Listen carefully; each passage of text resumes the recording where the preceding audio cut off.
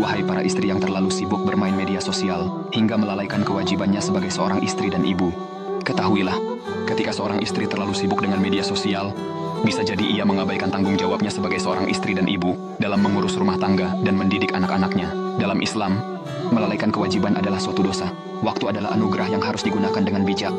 Jika waktu dihabiskan untuk hal yang kurang bermanfaat seperti berlebihan dalam bermain media sosial, hingga membuatnya lalai dari mengingat Allah, maka itu bisa dianggap sebagai dosa. Allah Subhanahu wa Ta'ala berfirman dalam Al-Quran, yang artinya, demi masa, sesungguhnya manusia itu benar-benar berada dalam kerugian. Quran Surah Al-Asr 1-2. Media sosial seringkali menjadi tempat penyebaran fitnah, gosip dan informasi yang tidak benar. Jika seseorang ikut serta dalam hal tersebut, maka ia juga berdosa karena menyebarkan kebohongan dan merusak nama baik orang lain. Ketika media sosial menjadi prioritas dibandingkan keluarga, hal ini bisa menyebabkan keretakan dalam hubungan suami istri.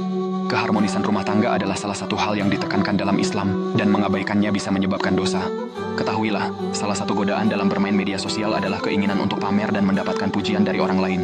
Perilaku pamer, ria adalah dosa dalam Islam karena dilakukan bukan untuk mencari ridha Allah Subhanahu wa Ta'ala, melainkan untuk mendapatkan pujian-pujian dari manusia, hingga membuat kita sombong dengan banyaknya followers yang kita dapatkan.